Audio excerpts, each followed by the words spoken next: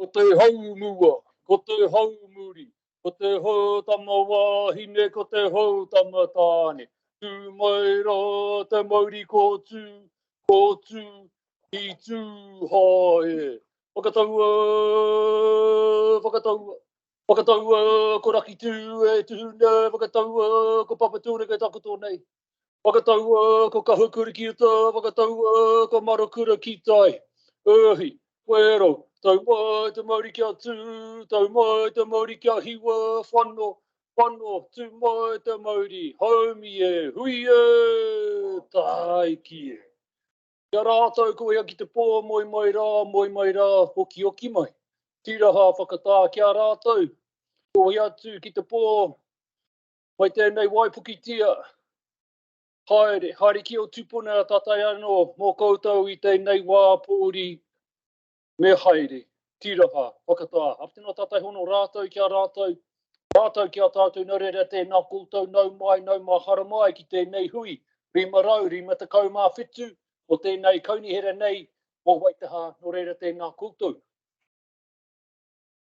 Huri taku whakaaro, kia rātou, ki te nota, ki te kā Māui i tēnei wā, i noho ana kei raro i te āwha kino, te āwha nui, ārā ko te haumā takataka Gabriel tēnei wā. Kia rātou i Waipuki tia, ki te nota, ki te kā Māui, ki muri whenua, ki Tamaki Makaurau, ki Hauraki, ki te moana toi, ki te tai rāwhiti, ki te mātau Māui i tēnei wā, kia kaha, kia maia, ki manu nei. Ka mohi o a waitaha, e rā tūmomo mahi ingari, kaori te pai ki runga i ngā hapore he waua, ki te tiaki manaki, rātou i tēnei wā.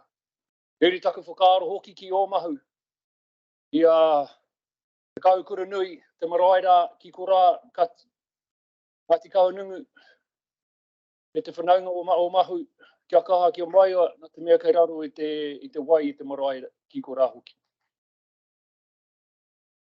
Mā reira, i tū ana hoki ki te mehatu kia ihorangi rewiti Phillips i haramai tēnei rā, ki te kōrero e pāna ngā haramai ngā kaipuke ki whakaraupo, me te raruraru mō ngā tūmomo waka ara ko te pahi, 28 hoki, mai whakaraupo ki ro taone e ne te wāhoki atu.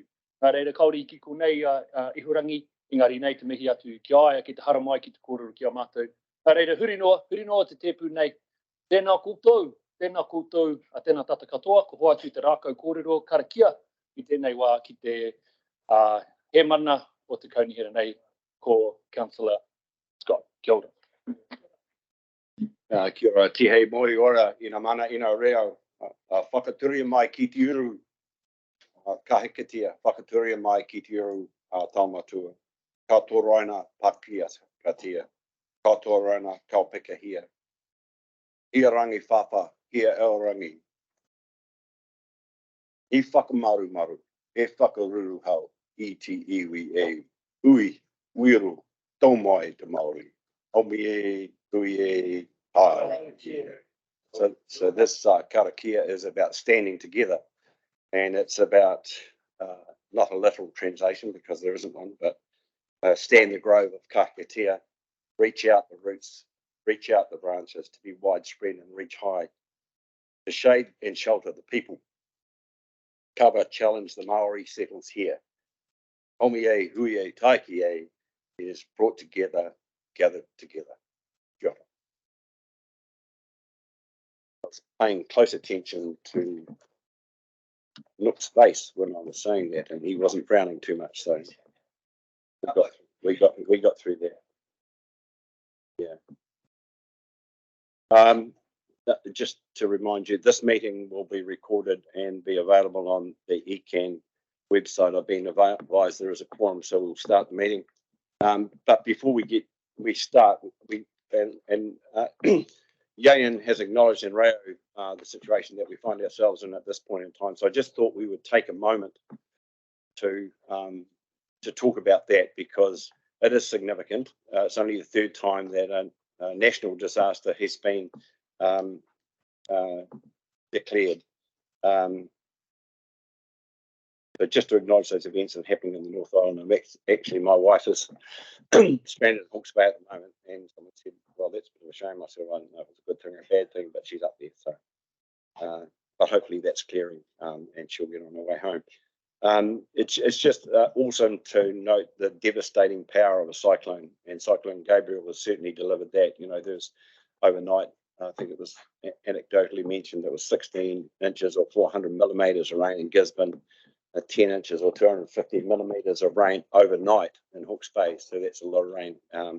So it's, it is pretty powerful stuff.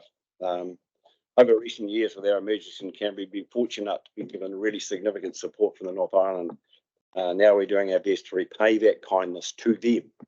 And while our staff agency has been keeping an eye on the storm's progress and likely impacts within Canterbury, and any response we need to undertake locally, we've also been able to provide support on the ground with more than 30 people in various locations in the North Island. And that's not only from Canterbury, but also from the wider region where people have been able to do that. And I noted that, you know, Christchurch has sent quite a few fire crew through there, but they've been backed up by fire crew from around the region coming into the station here and doing that. So the expertise obviously is here, but it's been supported by others. And also like to acknowledge the runanga and the support that they put in place through our CDM group, and been looking up those 300 people that were here for a touch tournament. And that's a big effort, not acknowledged, but we need to pay respect to that. Obviously, the recovery is going to continue long after the storm is past and the floodwaters are received. And we wish everyone well for that effort, you know, and hopefully we can respond to requests as they come in. And, you know, from my point of view, hopefully some sort of normal will return soon. And I'd just like Stephanie to make a comment on staff. Thank you. Through you, Chair. I'd just like to recognise all of the public servants across Aotearoa, New Zealand, who are providing the support that the people, the communities require. Effectively, that's what we are here for, to serve those communities. And as Chair Scott has said, this region has seen more than its fair share of emergencies. What that means is we know how important it is when others come to our aid. And certainly, while sometimes we cannot be there in the moment by virtue of the emergency, that does not mean that we will not be there into the future. And I really want to recognize all of the people that are leading that and commit our people to being able to support as and when asked. Thank you, Chair. Thank you, Stephanie. I'd just like to acknowledge Councillor Burns online. True one-eyed Cantabrian, Councillor Burns.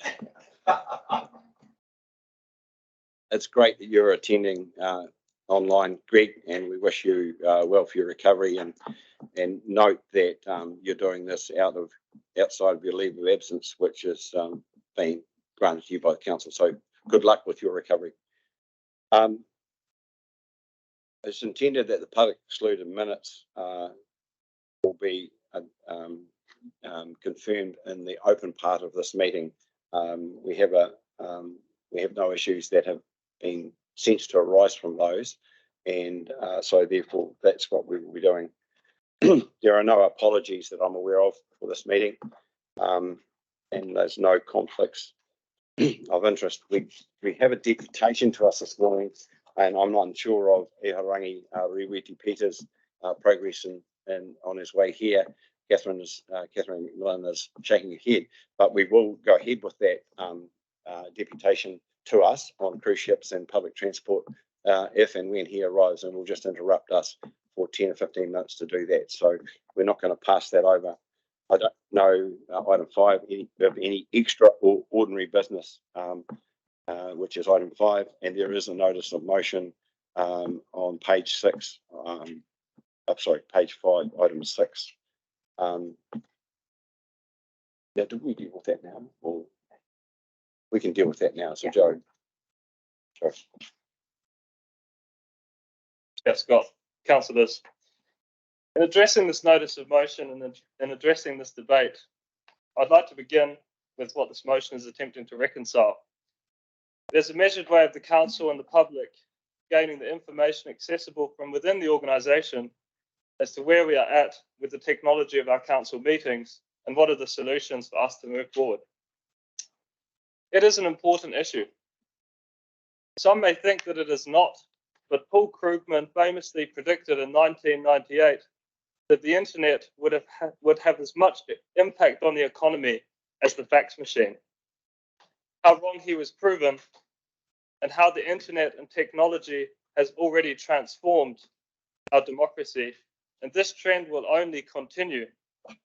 Live streaming our meetings to the public is but a small step on this journey, but a symbolic one. I would also note the transformational opportunities in our long-term plan strategic direction build community engagement and action, and how not better to do that than to invite our people in from any place at any time, from Waikari to Erewhon, from Middle Valley Road to Stewart's Gully. Tuam Street is live, and there is more to see here than the steely looks of Councillor Mackenzie. I campaigned on this. I made it clear in a speech on August the 27th, 22, that I would move this notice of motion. And in that speech, I also said that colleagues at the City Council and the community boards would do the same. But they don't need to, because by the end of last year, the policy was reached. At a community board level, staff said that it would be difficult to do. There would be constraints. There would be impact on budgets. And then Andre Moore, now councillor for Hallswell, ran with it. He thought, well, we're already Zooming it. All we have to do is click record and broadcast from the already existing infrastructure to the outside world. A couple of journalists, he went public, a couple of journalists picked up on it, and they found the solution. They found the bridge from this that is already live streaming to our staff and to Councillor Burns within the organisation to the outside world. Let's hear what the options are available to us, because if the community boards of Christchurch can do it, then so too can we. And Chair Scott, I'll finish with this. If you don't agree with this, if you don't agree with digital democracy, and if you don't agree with the principle of and transparency of having a live audio-visual broadcast, then I would still urge you to support this motion, and we can have the debate proper in March. Thank you. Thank you, Councillor Davies. Have a seconder, please. So, seconded by Councillor Edge. So, the motion is before us. It is now open for discussion. And can I suggest that we will have an open discussion on this? No standing orders involved. So, if you've got an opinion on this, please, John, please say. Thank you, Mr. Chairman. I absolutely accept the issue and the frustration of not live streaming the matters of this council, and it's been a long-standing one. All the advice that I believe we have received, that there is a technical issue in applying the teams to what we might do.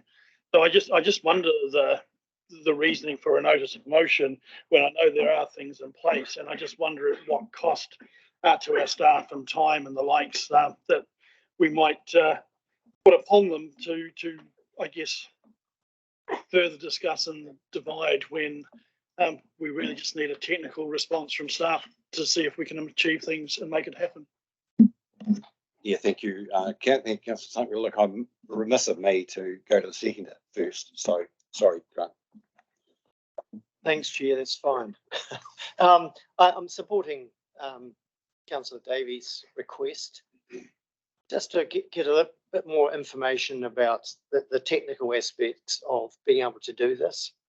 I know that when we first last triennium, the visuals within this chamber were a lot more high tech than what they are now. And I can't remember whether it was live streamed previously or certainly put on YouTube just following the meeting. But I think it's worthwhile. I think we have expressed in our annual plans a desire to increase our visibility with our communities in terms of community engagement, and I see this as a community engagement exercise, so I support this. Tēnā koe, e te hiamana, Peter, Scott, our chair, and also I want to acknowledge Joe Davies for his notice of motion. I actually support this because I believe that as a new councillor, yes, there were discussions obviously in the last triennium around this, but I think that as Councillor Edge has just told us, and I agree with what he's saying, is that increased visibility, community engagement, all of that. So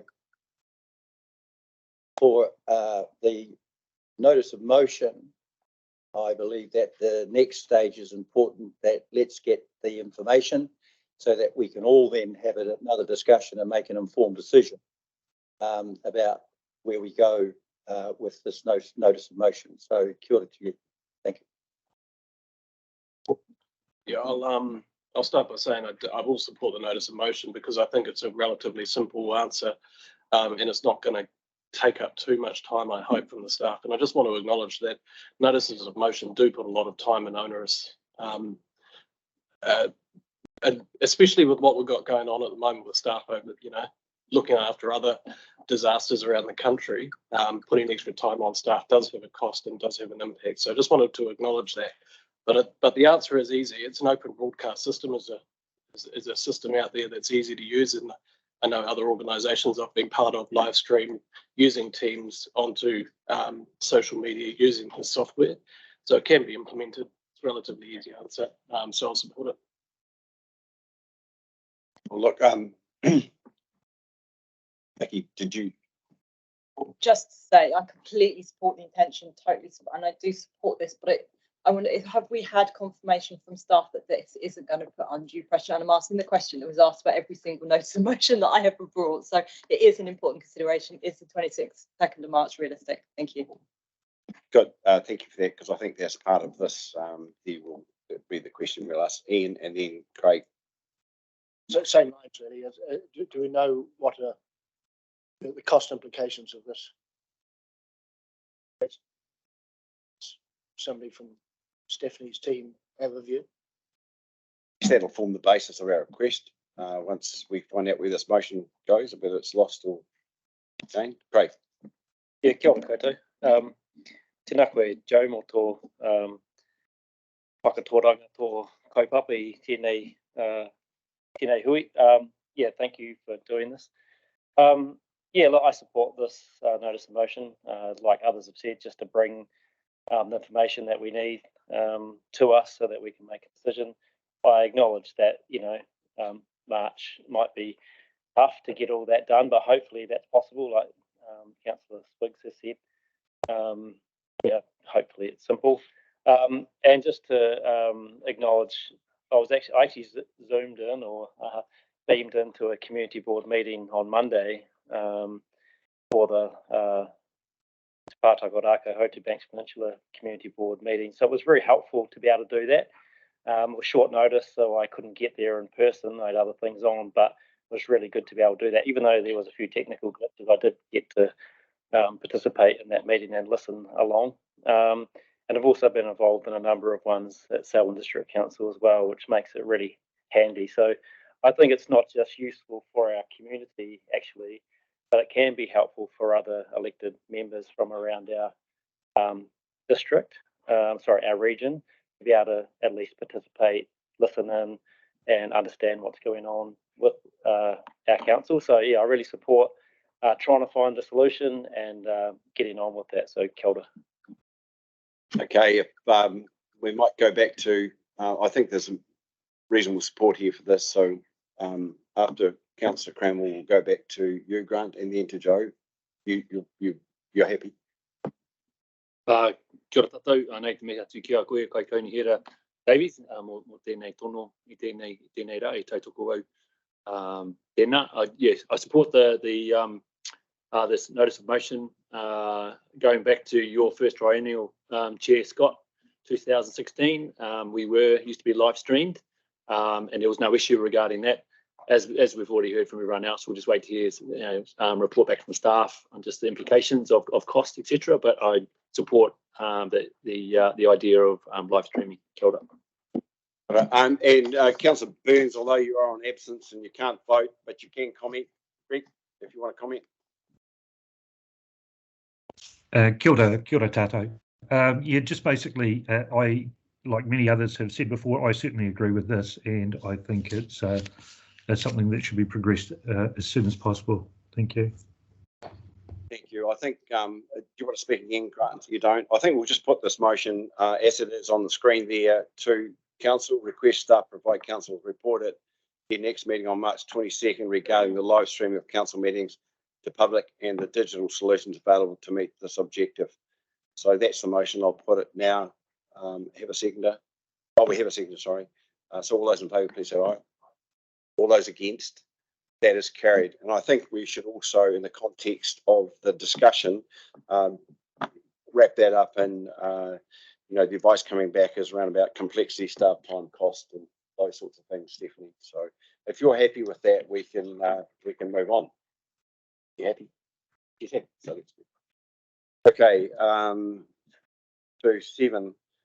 So the minutes of the unconfirmed minutes of the council meeting, 15th of February, and also including the minutes of the meeting, public excluded meeting, which is the meeting from February 23, December 14th, December 22.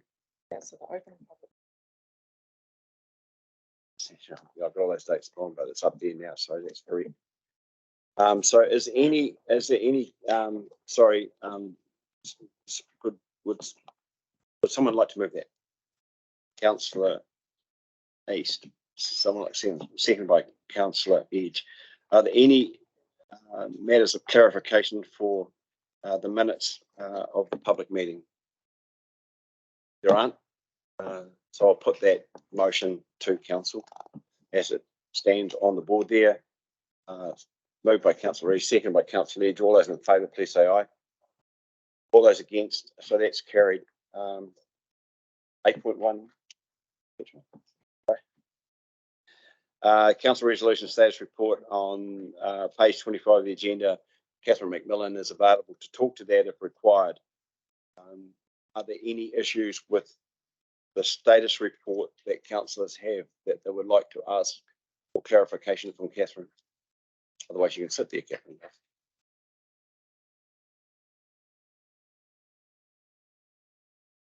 Okay, that's pretty straightforward.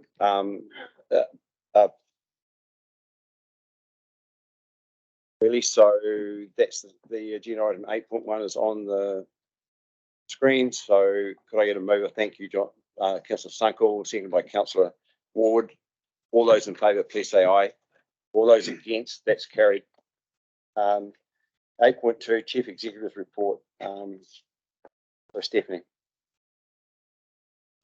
Kia ora, Chair, through you. The report is before you. I'll just highlight that we had 2 public fora in December, which was the 14th. Those were by Mr. David Hawke with regard to the Hallsville Resident Association, in particular with regard to public transport, and Ms. Sam Park with regard to Korore, New Zealand. Just with regard to Ms. Sam Park, we've written to both in response, but in particular for Ms. Park, we've provided her connection with one of our staff, in particular with regard to Mataranga Putai, our senior advisor, so that further kororo could happen and alignment with the work that we do and the questions that she had. I will spend just a couple of minutes highlighting what is already in your papers and in the public domain with regard to Mr. Hawke. The questions were with regard to public transport and connectivity with regard to Hallsville, noting that we did highlight that Christchurch City Council has plans for bus lanes and indeed with regard to the corridor, and that we too have plans in accordance with regard to service uplift. And that is programmed for the 2024-25 fiscal year, bearing in mind we do have financial requirements year on year, and there is an annual plan with regard to how we roll out public transport. And I guess in that context, I would make the comment that we recognize there is demand for public transport. We also recognize balancing the costs and the ability to deliver in a timely manner. Second comment that is highlighted in there was with regard to the bus driver shortages. This council has made a number of comments with regard to those. We recognize this as a national issue. We thank the government, central government, with regard to now prioritizing some of the immigration pieces. We know that that will take some time, but we also know that our communities have an impact by virtue of those driver shortages. And I'd just like to highlight that we continue to work on those with our public transport providers. Lastly, comments back to Mr. Hawk related to the Public Transport Futures Program. That is one that we share with the Greater Christchurch Partnership, and in doing so, we also highlighted that the first services identified for that rolling improvement and the futures work are routes 17 and 28, and those are due from mid-2023, presuming that all of the other things that are on pressure allow us to do so. I guess what I'd like to highlight is we do recognize the current pressures under our public transport system. Certainly know that councillors have been engaged with their communities with regard to some of the challenges in the context of the cruise ships, Littleton, and public transport on Route 28 and others. So I just wanted to highlight those and speak a bit more directly to them here. Chair, that is all from me and the Chief Executive's report. Thank you very much. So any points of to Stephanie around that? Becky? Just one. So my memory, and forgive me if I've got this wrong, but my memory of one of the aspects that David spoke about was the more general question around when subdivisions are being built and getting ahead rather than waiting for them to be entirely finished and then stitching in a extra bit of service when it fits into our scheme.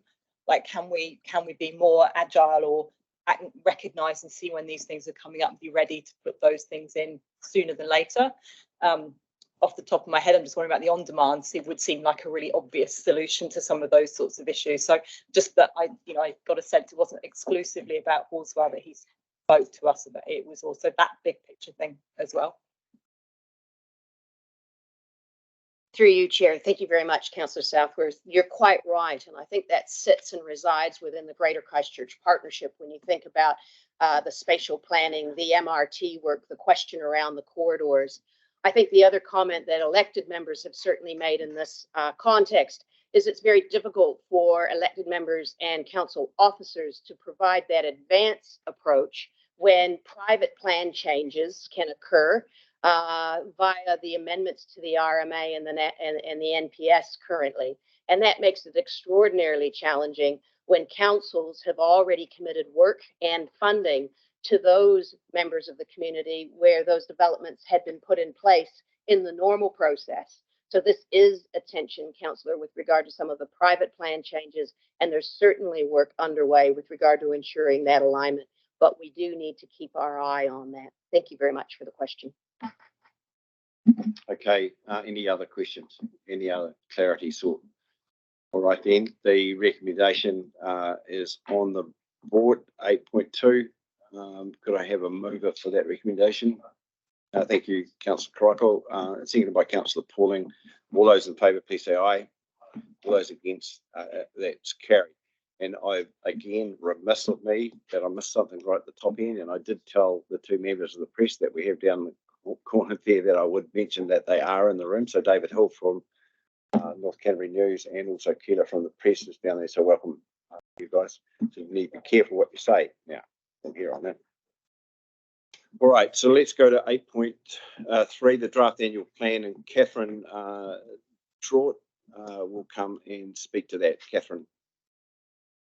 Thank you, Chair Scott. And I am presenting the draft annual plan paper this morning. And the purpose of this report is to seek the Council's approval of the draft annual plan so that it can be released for community engagement between 27th of February and the 3rd of April. I'd just like to note that the plan sets out what we plan to do in the coming financial year and how much it's going to cost. And this includes how much we need from a rates revenue perspective, and the draft plan indicates a proposed 10% rates revenue for the 23-24 financial year. I note this is for the year 3 of the 2021-31 long-term plan, and that the development of the long-term plan then will come after this annual plan. And you'll note in the paper that in preparing this, we've been very mindful of the pressures, the external pressures on the environment, in terms of cost of living increases and labour market pressures, but also the internal pressures on the organisation and achieving the things that the council has asked us to achieve. So I will just, as we go into the recommendations, draw your attention to the fact that there's been a late amendment to the first recommendation. And this is because the Christchurch City Council has recently released their updated rating revaluations dated August 2022. These revaluations were not included in the draft annual plan as they've come through, but our finance team received the information in the last few days and has reworked the tables, and they will form part of the draft annual plan for engagement with the community. There's one, and so the recommendation notes that, and those updated papers have been tabled today. There's one table that won't be updated prior to the engagement, and that's the projected capital value table on page 146, as we're yet to receive the information from QV, but by the time that council adopts its annual plan, that will be in the document. So that sort of explains the change to the recommendation, which now reads adopts public engagement of the draft annual plan 23-24, separately circulated, noting the updated rating valuation pages as tabled, and noting the projected capital value table is unable to be updated prior to engagement, and then approves it for public engagement and delegates to the chief executive minor editorial changes. Thank you. Thank you, Catherine. It should be noted also that the changes, even once they are occurred and noted, aren't substantial in terms of values, but it is noted here that the document isn't as accurate as what it could be. So that's the explanation around that. Other questions of clarity for Catherine, please? If not, we'll put Catherine, thank you. You can step back, but we'll put those recommendations there if they fully understood that that Catherine's just explained. A good explanation of that first one. So if councillors are happy and there's no confusion there, I'll put that needed mover. Thank you, Craig, and thank you, Jayan. So now we have that mover and a seconder for that. Now's the opportunity to discuss that. And as noted earlier, now's the opportunity to talk about the annual plan and how it sits. This is the public-facing bit that you get prior to engagement. So it's open for Councillor Mackenzie. Thank you, Mr. Chair. And I note that flood recovery. First of all, I'd say I support the intent of the annual plan. So I will support the three recommendations. In terms, and I note that part of the increase in cost to the regional council is flood recovery. I just wanted to make some comments. Really, we've recently had a series of meetings of all the river rating schemes and discussions with the Selwyn District Council around how we fund flood protection in the Selwyn District, and there is several of the rating districts that have been badly affected by the floods over the last 2 years. That within those there is some frustration in being held back in terms of raising more revenue to actually do the work that they consider is important to fund flood resilience within their schemes. They accept the intent of us holding back the rate increase in this annual plan, but there will be some momentum for change in the long-term plan. So I guess I'm just flagging that. And in the terms of the Selwyn District Council, they've been asking and are slightly frustrated by the slow change of pace of the Selwyn River review for the catchment.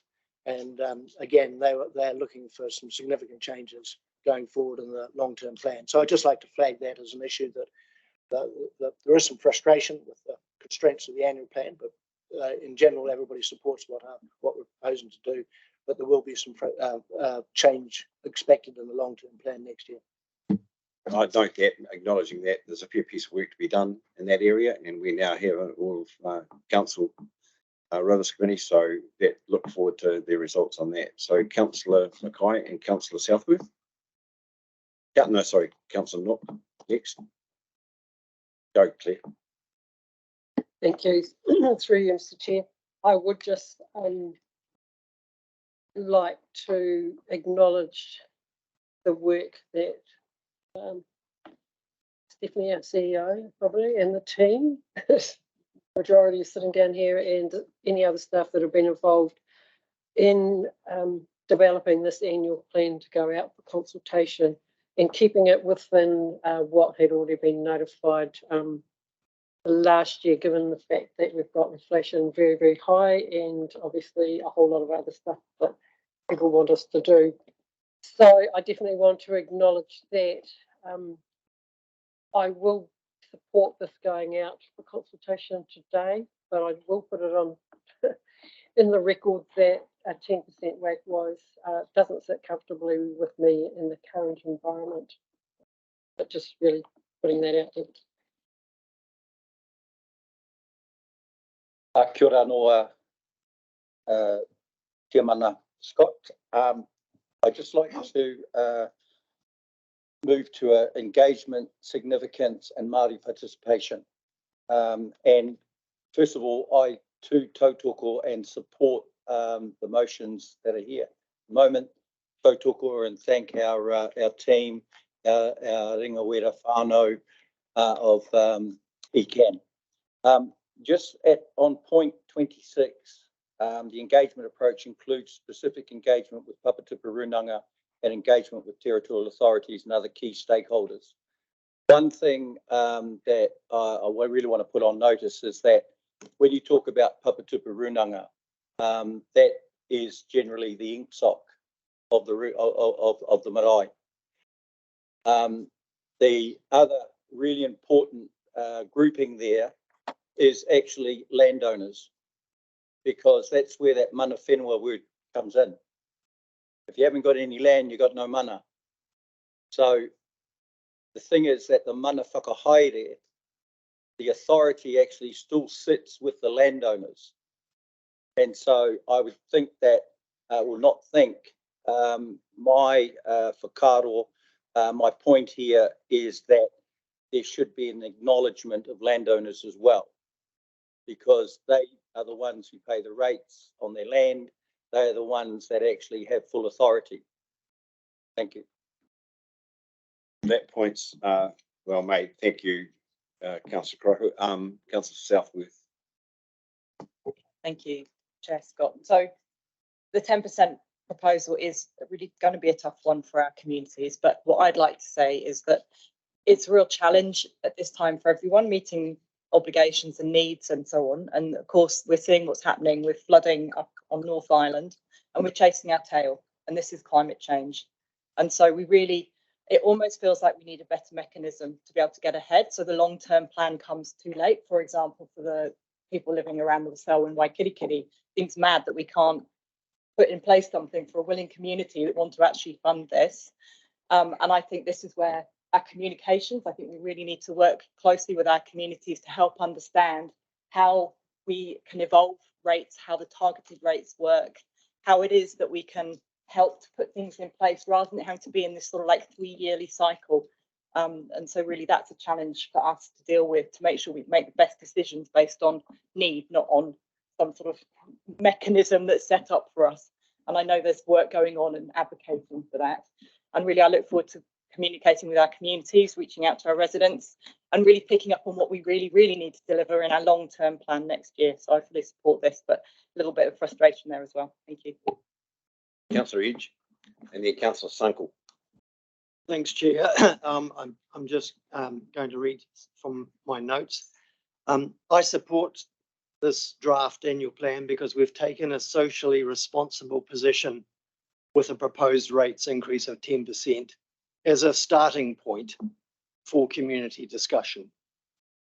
And as previously said by others, the community and the environment are under stresses from a broad range of issues. We've had COVID-19, high inflation, rising interest rates, and international things like the Ukrainian war, and those sorts of things that are impacting on society generally. And right now, as commented on by Councillor Cranwell, New Zealand, like many other parts of the world, is being impacted by the unpredictability of climate change. And my heart goes out to the people across New Zealand affected by cyclone devastation. Devastation caused through climate change, induced by mankind through overuse and abuse of world's natural resources, fostered by greed and political conservatism. Our 2020 strategic direction aimed at promoting transformational opportunities, and one of those was called Leading Climate Change Resilience. And one of our enduring priorities was called Helping Communities Be Well Prepared for Changes in the Natural Environment. The impacts of climate change are the most important thing for councillors to tackle, and this draft annual plan doesn't depart from our long-term vision and goals. But what it does do is delay, defer, and realign priorities. And in my view, that means we are once again in catch-up mode to deal with the real environmental issues. And operating a business-as-usual approach to overcome short-term economic pressures will not deliver a better planned future. Instead, we will be continually reacting to issues as they arise. And this approach is unaffordable. The community supported the idea of a fund through a levy to accelerate action in response to climate change in the 2022-23 annual plan consultation document. And I will be interested to see what people think about our restrained annual plan program and budget in the light of the national evaluation of the causes and costs of our current national disaster. I hope that engagement feedback does indicate a strong desire to secure some funding in the 2023-24 budget. Our deliberations following hearings may have to address that issue. And there will be time to develop funding principles and prioritise initiatives, of course. But regardless, urgent creative action is clearly required now. Thank you. Now, Councillor Sunkel. Thank you, Mr. Chairman. I share sympathies with Councillor Mackay on the fact that we have a 10% rate rise. But I go back to the decisions we made the previous year, where we ended up with a residual rate rise of 10% for this incoming year. And when I balance that with 7% inflation across the country, we're still held at a 10% rate rise.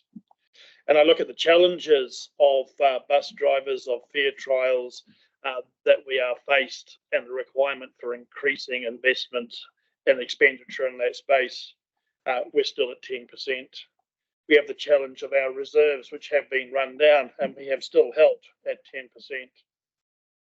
And then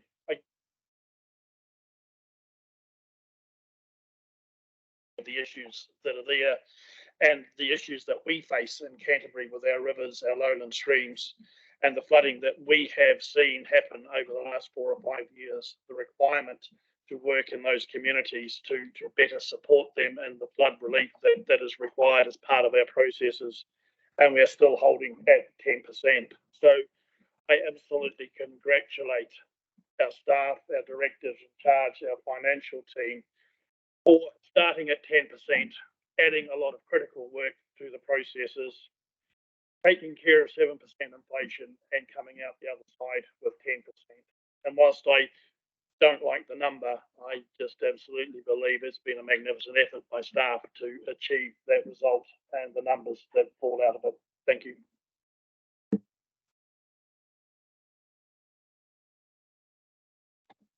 Thank you, Chair. My comments on the plan included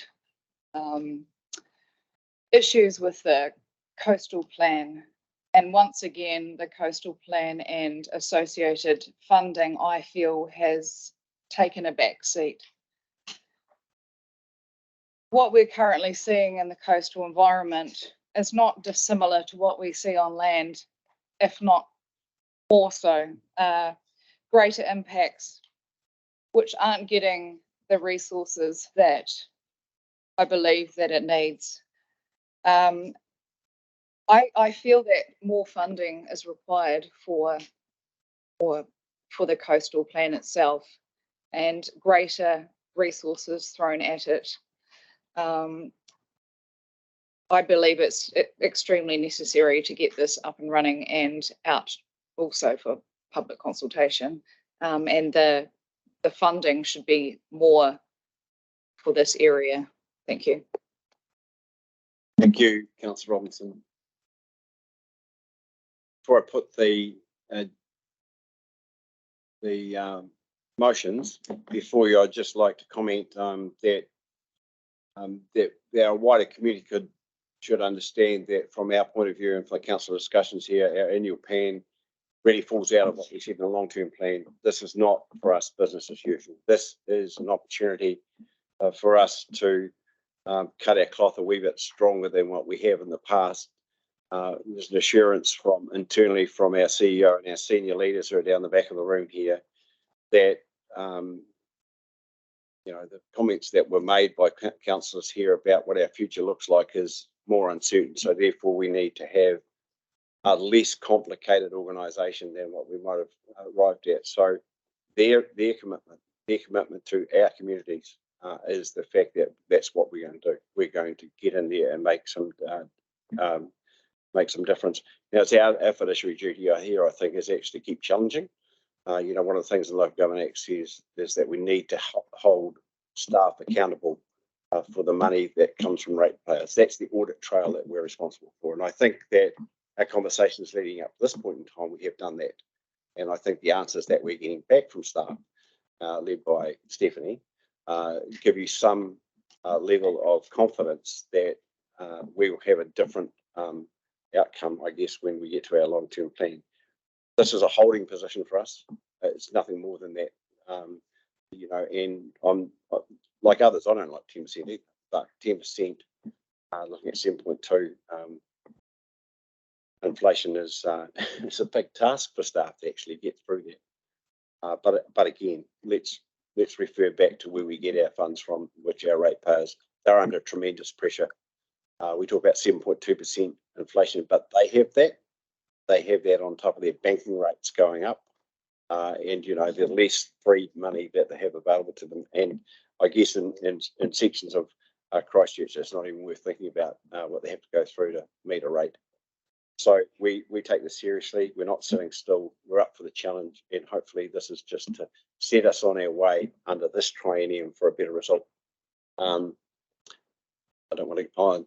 Councillor Pauling. I thought it was being definitive, isn't it? Yeah, okay. See if the mover and seconder get to have a. Okay. No, but can we speak a couple?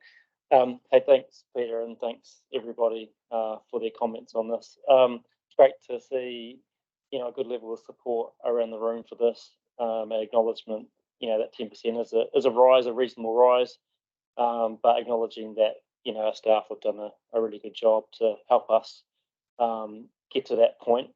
I just wanted to say too that if you look at the three highlights of this annual plan, public transport, flood recovery, even the replenishment of our reserves, they are actually all pretty critical in terms of responding to climate change. So I just think that that's important to note, that we're not sitting still, we're carrying on with that.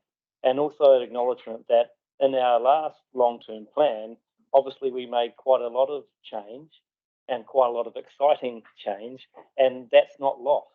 So I think it's important to note that. And councillors that are new to the table this triennium probably won't know that detail, but there is a lot of stuff that we put in that last long-term plan that we're still continuing with. So you've got to see that. You might not be able to see it because we're not highlighting that, but that is still in the work that this organisation does. projects like Murudako that was new last time, that's still in there. Yes, it's been reduced a little bit. We're having a little bit of hold on some of that, but it's still there. Our organisation is still doing those innovative and exciting things. So I just think that's important to note. You definitely support where we're at, and looking forward to hearing feedback from our community. So thank you. Okay, thank you. Thank you for the discussion and the points that were made. I will put that motion that was moved by Councillor Pauling, second by Councillor Cranwell. All those in favour, please say aye. All those against, that is carried. Thank you.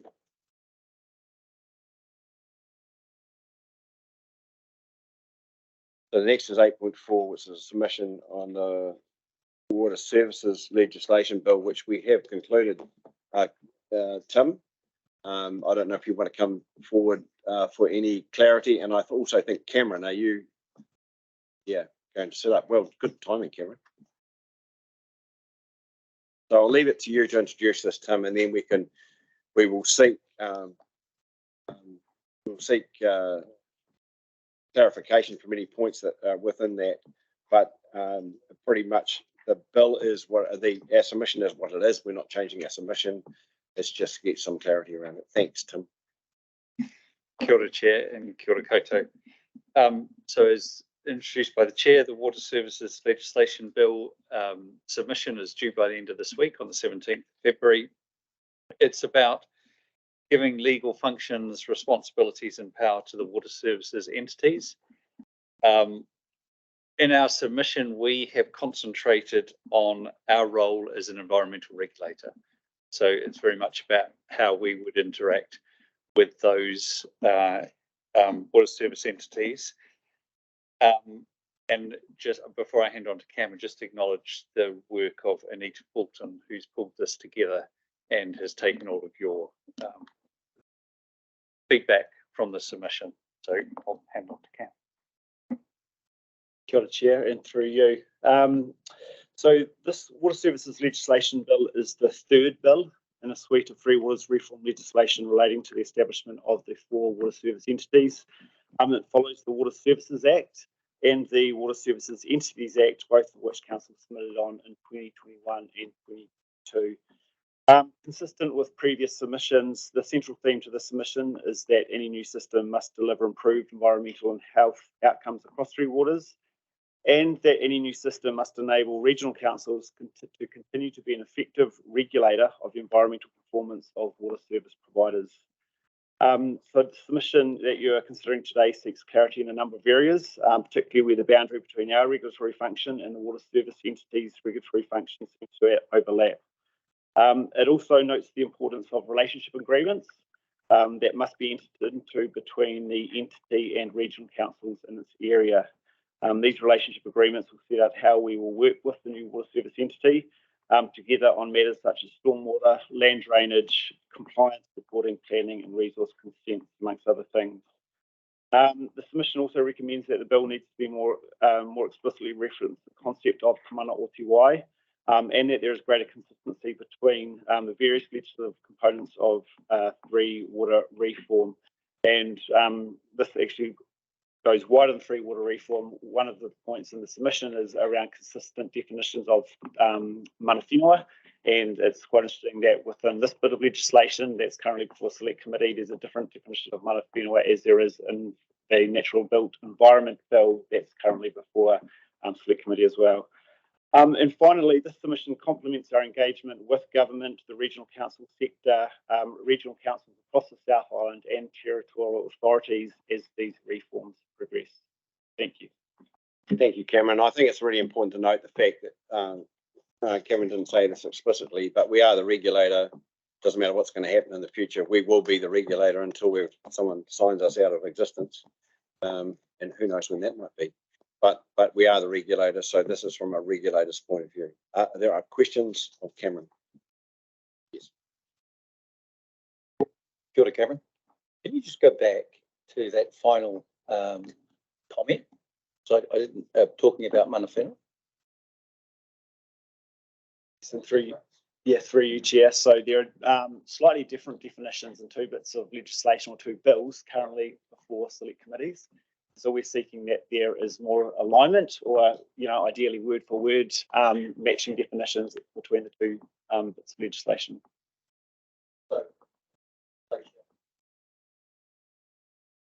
This legislation defining mana whenua, and in this, you're talking about the next one, which is defining what? So in the other submission that was also on today's agenda, there is a different definition of mana whenua within the Natural and Built Environment Act, as there is within the Water Services legislation bill. Thank you, Mr. Chairman. Paragraph 15, you state that the bill does not go far enough in providing clarity on roles and responsibilities.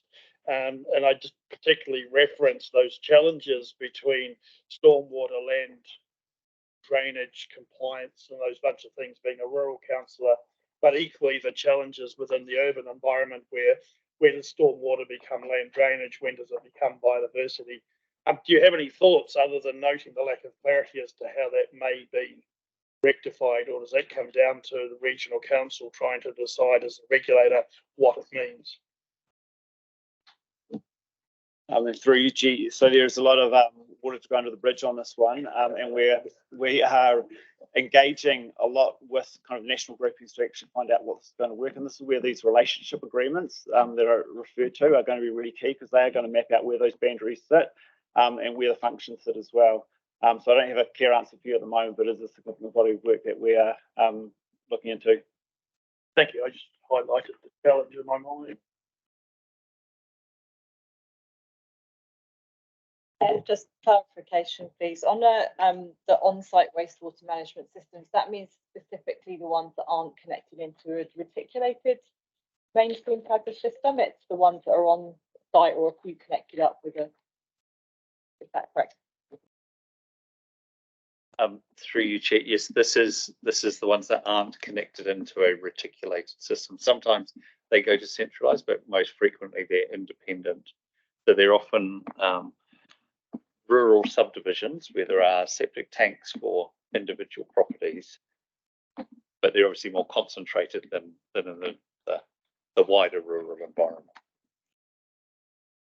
Yeah, kia ora. Just to follow up, similar to John's question about the stormwater versus land drainage and how closely they are aligned. So what's your view on how they've dealt with land drainage? Is it considered to be one of the three waters, or is it considered to be completely different or something?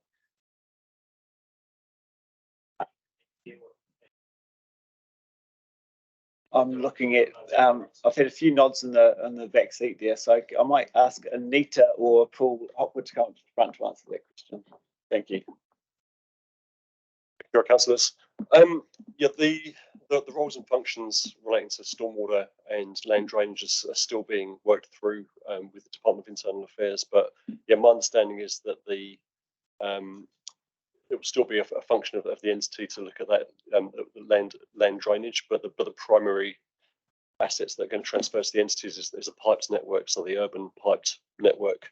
But yeah, there's going to be a need for relationship agreements between district councils and Environment Canterbury regional councils in land drainage functions as well, and how those interact.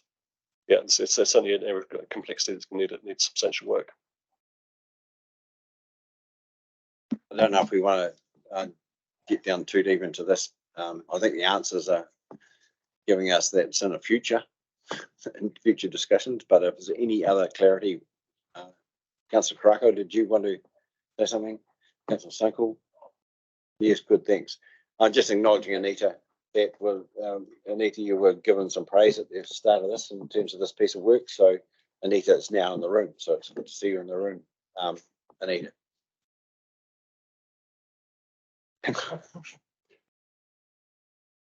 All right, Councillor Mackenzie. Just make a comment. It's not really a question. I go to point 22 on page 53, is it, where it says the three waters reform will transform how drinking blah blah blah. I can accept the reviewing how we invest in our infrastructure has the potential to reform a supply of drinking water and dealing with wastewater and stormwater. I've yet to be convinced that the Three Waters reform is going to do any of those things. And if you follow the history of what's happened in Scotland, there's considerable doubt about the model by which we're copying. So I'd just like to make that comment, really, because that seems to suggest that we support the Three Waters reform rather than support how we deal with our water infrastructure. I don't know if we need any more discussion around there. The recommendations are in front of you. Is someone happy to move those recommendations? Thank you, Councillor Sankey. Seconded by Councillor Southworth. All those in favour, please say aye. All those against, carried. Thank you, Anita and Paul and Tim. Yeah, and Ken. Thanks for your work. It's a tough piece of work. It's pretty interesting in the public arena to get something like this straight and get your mind based on what our responsibility is. So we'll now move to 8.5, and I'll call Olivia up to the table, please. There's a wee statement to read out here before we start this. Just noting this is probably one of the more significant things that we've made a submission on. You know, we don't know at the end of this process will we be the rooster or feather duster. You know, we don't know what our future looks like, and as this plays out. So it is really important. It would seem that if you were reading this from the top end, it's that we're negative about things, but I think it's really highly constructive in terms of the thinking that's gone on behind that. So I'd like, again, Olivia, I don't know how many times I thank you for this, but to thank you and also the wider staff, and maybe at the end of it, you can point to some of those people, what I've said before we get into the discussion. Have worked on putting this together along with other staff, obviously. The Natural Built Environment and Spatial Planning Bill are significant pieces of draft legislation, and we are working to a tight deadline to respond. That included the Christmas holiday break, where a lot of work went in. Despite this, as I've said, we've been able to deliver a comprehensive submission on these two bills. It would be easy to assume from the length of our submission that we oppose the reforms, but it's quite the opposite. Like many others, we think the current system is overdue for reform because it isn't delivering better environmental outcomes. It has also led to confusion and costly processes, and that is the key, really. The new system must offer better environmental protection than the current regime. As stated in our submission, we have serious concerns about the direction and detail of both bills as they are drafted, and that should come out in our discussion that we have once we put the matter. We won't go into all the details here, but I do encourage people to read our submission. It's a good piece of work, which is based on more than 3 decades of experience within ECan as a regulator in this space, working alongside industry and the community to develop and implement new policies. We feel we have a lot to offer with our experience and knowledge, including working in partnership with Mana Whenua. And I think that's an important point. I mean, Randerson mentioned more than 600 times, I think, in his report about Mana Whenua and the engagement processes that we need to go through with that. And we can be thankful that we've got a reasonably strong relationship with our Papatipi Runanga across our region. And help shape the new, so they've helped shape the new resource management system, ensuring it has clarity and integrity needed for successful implementation.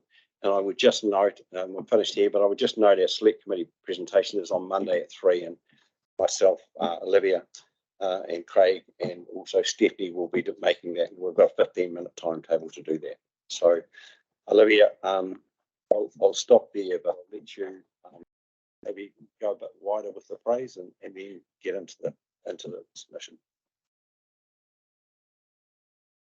Koutou councillors, and yeah, thank you for the praise that you've extended on staff, and I do really want to acknowledge the fact it is a team effort. So we've had a huge number of contributions from across the organisation, and I am nervous about leaving names out, but I do want to say that operations, river engineering, consents, strategy, science, all those sections have contributed, and some people in particular, just to note, would be Phil Burge from our consent section, our Tuia team, so Rachel and Terry, Kirsty from our science team, Hayley from our consents team pulling together analysis, And there are a huge number of other people, along with along with Tammy and Laura from our strategy section, who pulled together the spatial planning bill. So yeah, just want to, and if I've left anybody out, I do apologise. I'm trying to rattle through my head very quickly. So today's paper really is asking the council to receive and note the 2 submissions that have been lodged over the January-February period. So just to note that the first one relates to reform of the resource management system. So that is the spatial planning bill and the natural and built environments bill. And then the second one is the submission on the local government official information and meetings amendments bill, which is primarily a technical submission, but it's very pertinent right now because of what's happening up north with Cyclone Gabriel, and it relates to enabling provisions around sharing information on natural hazards between local authorities. So for both of these proposals, they have been signed out by the council chair. And the reason for that is that the consultation period was over that Christmas New Year break, and this is the first opportunity to get to a council meeting. And so we have signed those out under delegated authority, but opportunities have been provided to councillors to provide feedback on those submissions. So resolutions are just to receive and note, and I might just make a couple of comments just around each submission and then come back to you, Chair, for any questions. But I do want to emphasise again that the submissions on the spatial planning bill and the natural and built environment bill really are highly significant for this council. They will impact on functions, financing, funding, the role of local voice in the system, and they will have impacts for communities and resource users. Throughout our submission, we have tried to demonstrate what the particular impacts are for Canterbury specifically.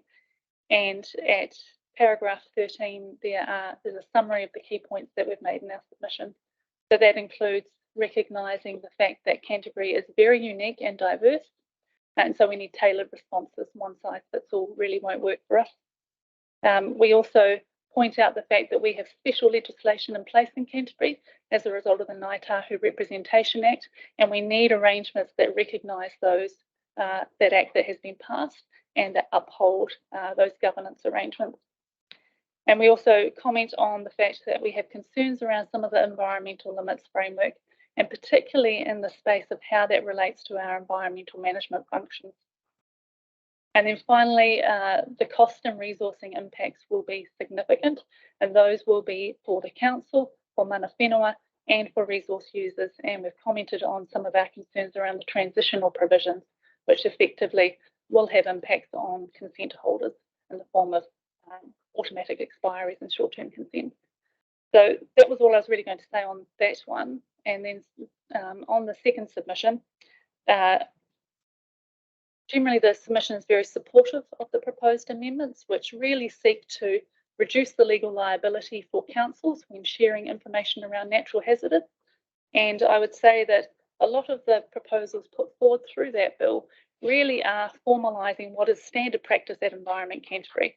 We share information with our territorial authorities regularly on land information requests and flood hazard assessments, and generally we're supportive in pursuing those amendments through the bill. That was all I had to say. Chair Scott. Is any, so we'll just seek clarity from Olivia here. If there's any clarity required from this, from her, we'll do that, and then we'll put the recommendations, get them over in a second, and then we'll have a discussion. Councillor East. Not a point of clarity as such, but just wanted to make 2 points. One, acknowledging the work that has gone into the submission. Secondly, a bit of disappointment on the timing over the Christmas New Year period, which wasn't ideal for this organisation or other submitters to actually put together their thoughts and come to it. I, for one, sat on various park benches around the Marlborough Sounds, reading and digesting the submission, and then spent an hour on the phone to Olivia giving my point of view. But it wasn't ideal. But again, I'd just like to reiterate my my support and gratitude to team that put this together.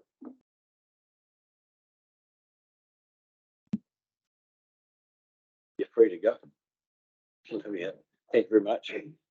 So the recommendation is in front of us, recommendation 1 and 2. Do I have someone that would like to move that, please? Thank you, David, and someone second to thank you, Grant. So now that is on the table, on the floor, and open for discussion. And if I may start, I'm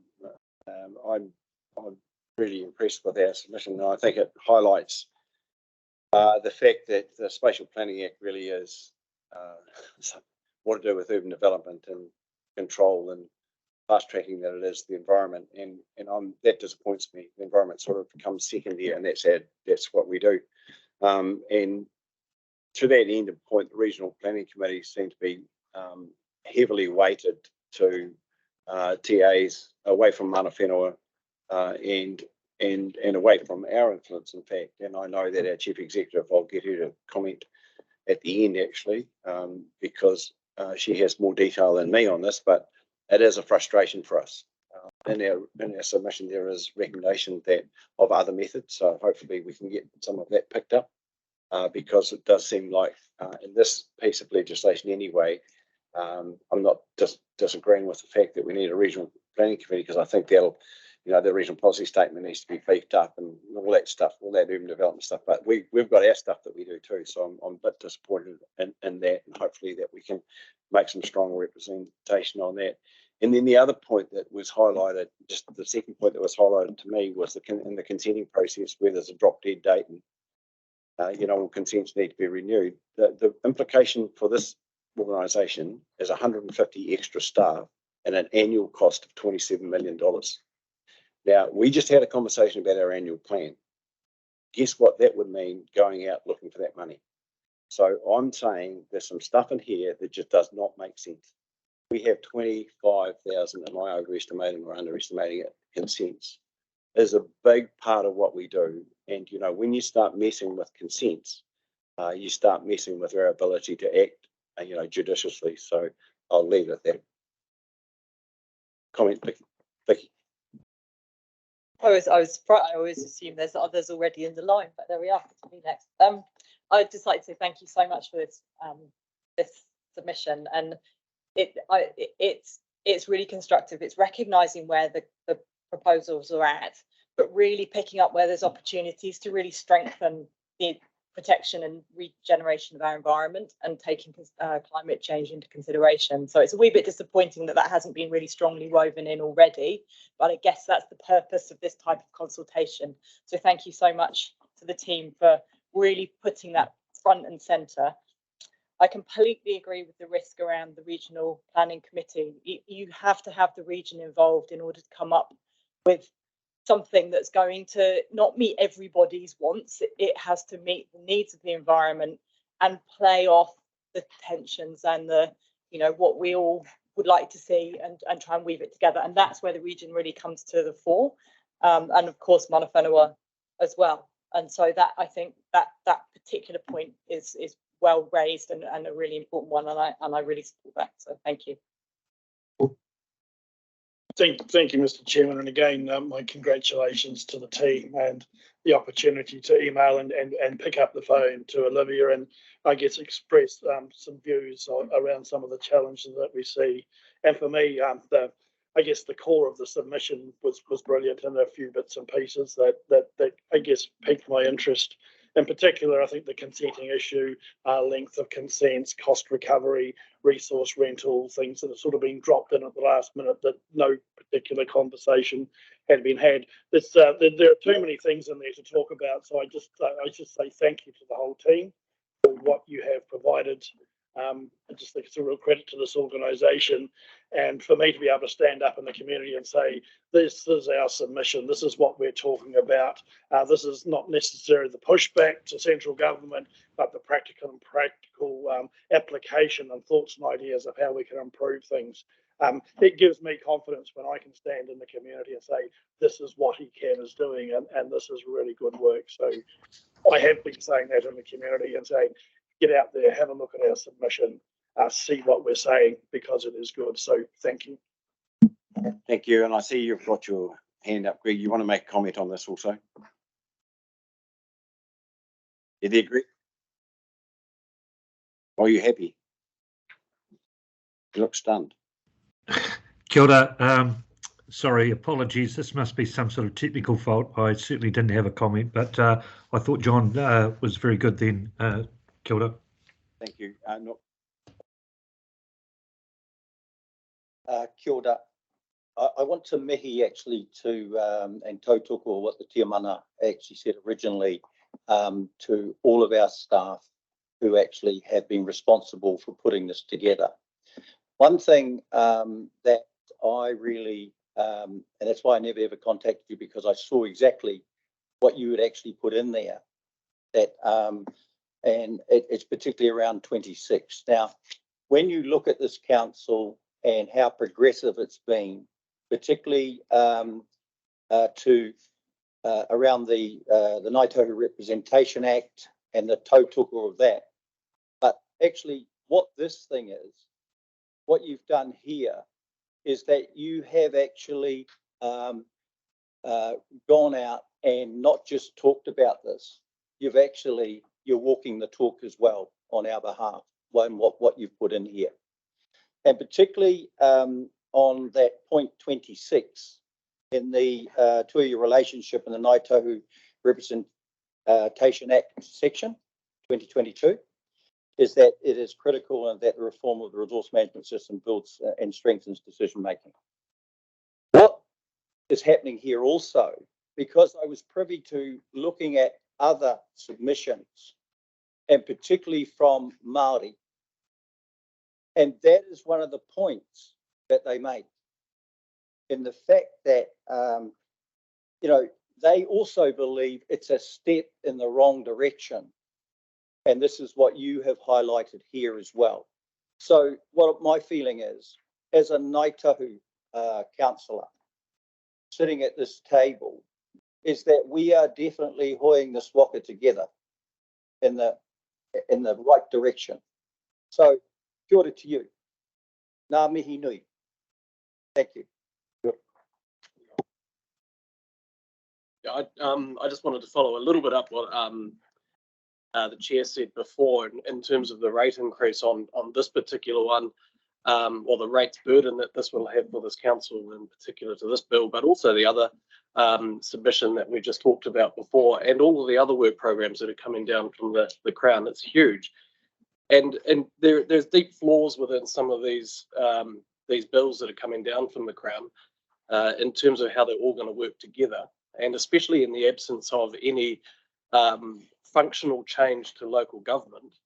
There's going to be a lot of duplication of function potentially, and who pays and how do they pay is going to be a big question that we ask. And and as we just talked about our annual plan, I've just done some numbers last night on this, and it's looking circa 30 to 40% increase on the rates for this council alone, based on just the operational costs to implement some of these things. It's huge dollars. We really need to take that to the Crown and say, how are you going to look at this? And how are you going to look at this in the absence of the function of local government as a whole? And so I hope that sort of, and I know that that has been intertwined into this, into the submissions that has been done from both this one and the other one. And we're looking at the local government reforms as well. It was just a small story on when I got the email for our submission, and I opened it up on my phone and saw 15,000 words and nearly fell over. I was like, wow, this is quite a bit of work. And I know 5,000 words here and there, you know, building up a case study is like. So I really do appreciate the work and understand how much effort it does go into formulating that and finding those connections which are really important. Like when you actually read the bill and try and intertwine this bill with the other bills that are coming through, and we still haven't had the what's the new word for the managed retreat bill? The climate change and adaptation bill. I mean, it is basically managed retreat in a way, but how does that look? And how much more impact is that going to have on our function and on our ratepayers? That's what we really need to be thinking about and taking to the government. they're looking at pausing some things and looking at some other ways to do their work programs. And I think they really need to look at this one, because this is going to have a huge impact in the absence of the local government reforms. So. Thanks, Chair. And yes, thanks very much, Olivia, for coordinating staff throughout the organisation to contribute to this submission. It's a fantastic submission, identifying and critiquing the NBA bill, spatial bill. It's easy to pick up some of the issues, the negative issues of this NBA bill, but I mean, on the whole, I think we've been very constructive and it's good. I think one of the critical things for me is the highlighting on, especially on page 8 or in and around page 8 of the submission, that's talking about disproportionate representation that's been indicated here in the way that the regional planning committees are going to be set up, and the role that they have in decision making, and the role of what we will have in decision making. Of particular concern too is the exemption powers, the functional and operational, which may have implications for how mining, gravel extraction and general resource exploitation is handled. So there are concerns about whether or not parts of this are going to cause issues related to environmental or further environmental degradation. And, you know, that our submission does acknowledge that there are legislative misalignments. There's some unclear policy. There's some ambiguity in purpose and failure to identify outcome priorities. So they are big issues. And hopefully at your meeting on Monday, that you'll get a sense that the select committee has actually considered our submission especially seriously and addresses some of the issues that they need to address, because otherwise I think RMA planners and consent planners will be having a field day for the next 30 years establishing case law. But spatial planning bill has great opportunities for us in terms of the opportunity, I think, for us to look at more bespoke catchment-based planning on a broader scale. And I'm hoping that, and obviously we know that we're doing our integrated planning process at the moment, but this bill, the spatial planning bill, will possibly help that. I know there's a focus on urban development, but that's not the only thing.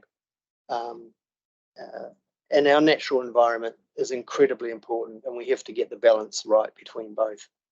But a fantastic effort and a fantastic piece of work. So that's great. Thank you.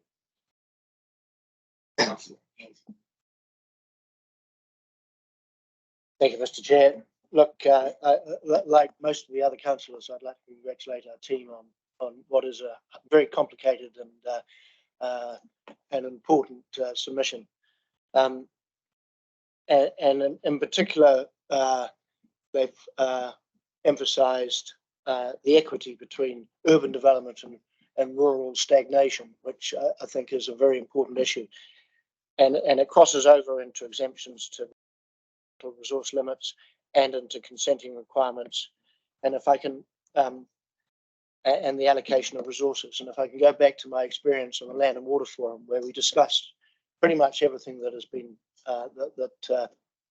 Stephanie's team has highlighted as the shortcomings of what's proposed in our submission, in terms of allocating resources, but especially the exemption to, in terms of environmental limits to some people who can submit again, is effectively a double standard that will be applied across New Zealand.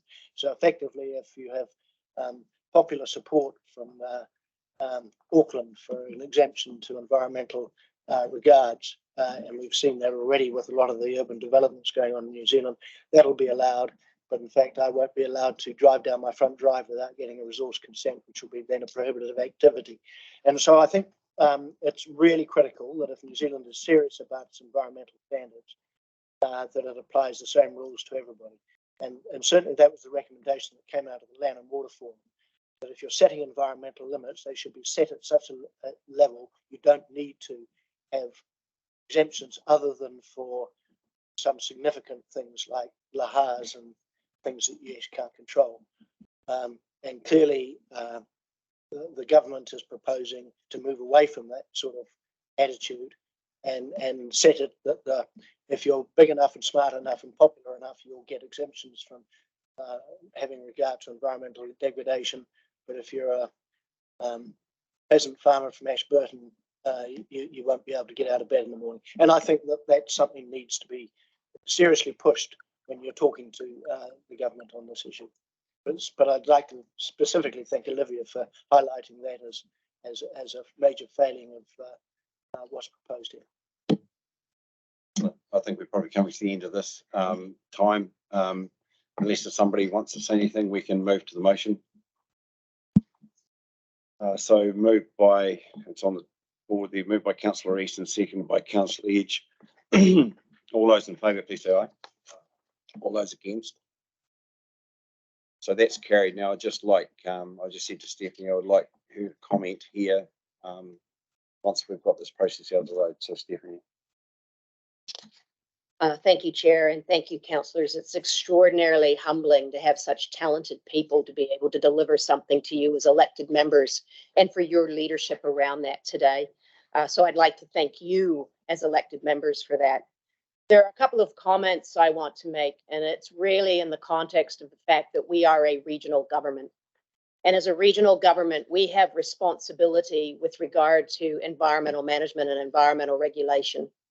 And while we have not been perfect over the multiple decades of the RMA, we have certainly made considerable inroads.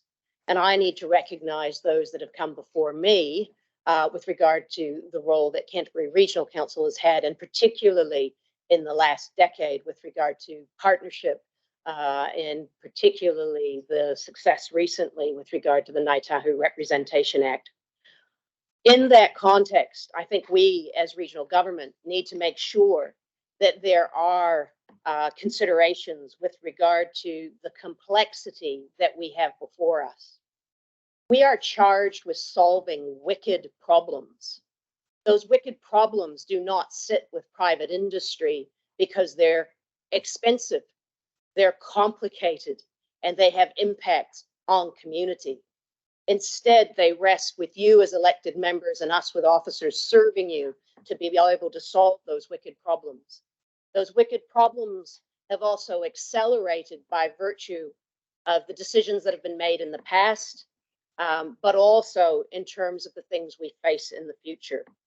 You're quite right, Councillor Swiggs. This is two legs of a three-legged stool, and we have yet to see the wording with regard to the climate change adaptation bill. If I might suggest that regional governments are some of the, if not the best placed governments in the country to deliver on climate change adaptation, and the role of that and our function is very important. The question of functions and who has those and the alignment between them and which community members and elected members make those decisions when we know we have tensions between our aspirations as people and what Te Taiao, the environment, can provide. It is that tension that sits in the next tier, which is the National Planning Framework, which also supports these two bills. In terms of the complexity, this legislation and however it lands will mean that we together, you as elected members and we as officers, will need to find our way through what could be quite complicated in a complex world. I'm certain we're up to it, but I want to ask one question of ourselves, and I'm certain that we can attend to it, to keep our eyes on the prize, because this is a generational and intergenerational decision-making set. What gets decided now and the way it gets implemented is not just for us here in this chamber, but for current generations and the future generations beyond, just like the RMA was.